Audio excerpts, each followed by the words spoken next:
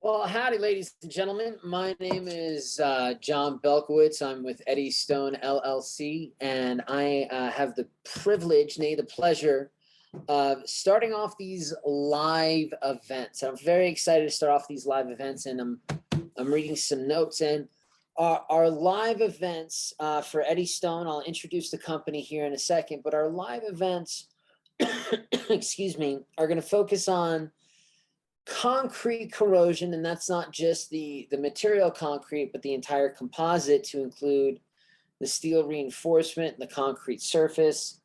Why that concrete corrosion, the steel corrosion, the surface corrosion occurs. We're going to define corrosion for you, and then how to rejuvenate damage and deteriorated concrete. And we're going to start out with that today, not only explaining EDYSTON, the company, but the basis of the EDYSTON technology, which is a hydrogel.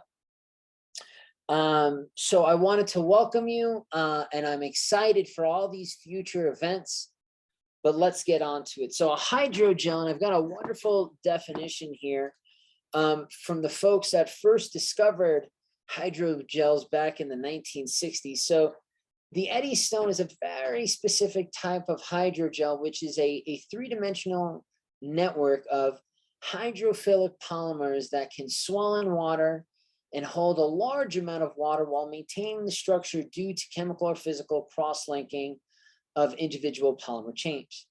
Now, specific to us, we're creating hydrogels that are conducive to bridging the cracks in the hydrated cementitious matrix of concrete, that gray stuff, and creates a similar environment to what we see through our pozzolanic reaction that we get with our calcium silicate hydrate. Now, we do this because what is the precursor to concrete corrosion is concrete cracking. And then from there, we get moisture migration, transmission of salts, chlorides, sulfates, alkalis, any type of contaminant that is going to cause the hydrated cement matrix to break down even further.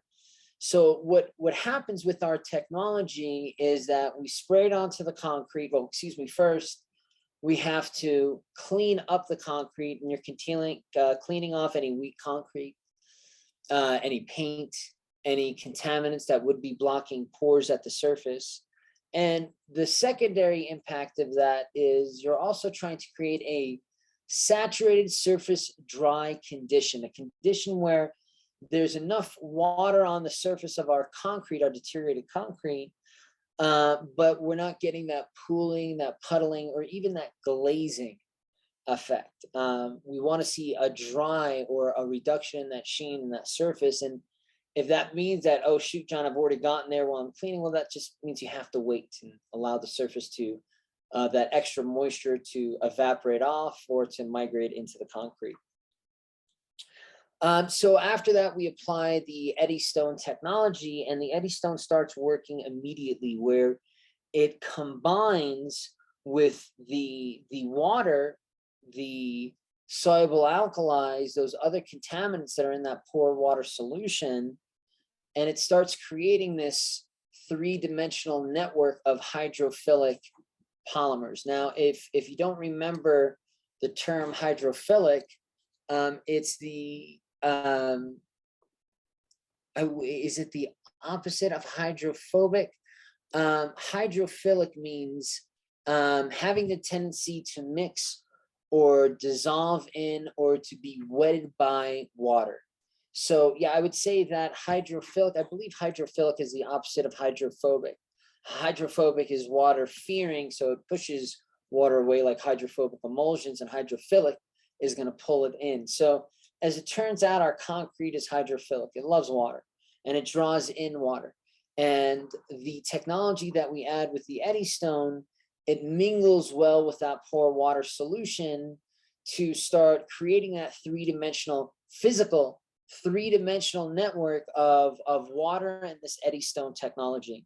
Now, the awesome part about it is that gel is first going to act as a crack bridging material, but then what it's going to start doing is it's going to change. First, it's a superhighway for ion transport, but then as it goes through its own curing process, the tortuosity changes. And if you don't know the meaning of tortuosity, if we have a lake that goes from A to B, and that lake was a straight path from A to B, that lake would have a low tortuosity.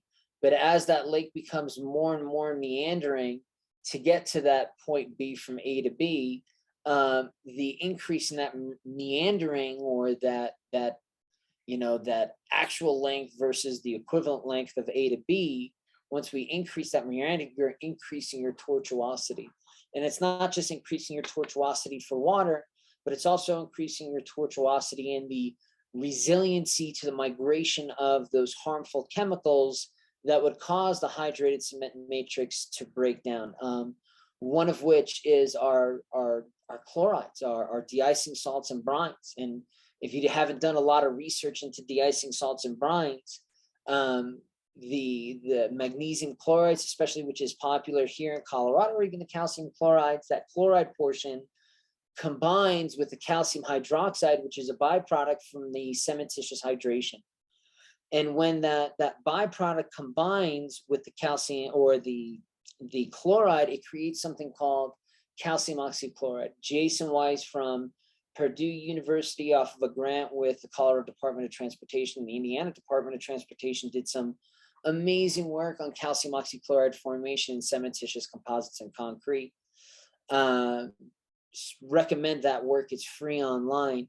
And with that, what it does is that calcium oxychloride is a weaker but more voluminous phase when compared to the strength-bearing structure of that calcium silicate hydrate. And what it ends up doing is creating these residual stresses within the top surface, the subsurface, and sometimes into the body of the concrete, depending on how cracked the concrete is.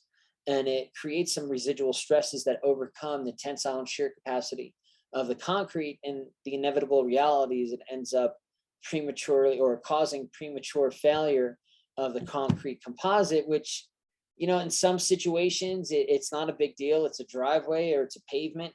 Pavements, it can be a big deal, especially if you're losing that friction value. But when we're talking about columns, pre-stressed post-tension beams, bridge decking, now we're talking about issues, especially when we have loss in cover of concrete, and then we start turning our steel reinforcement into mush.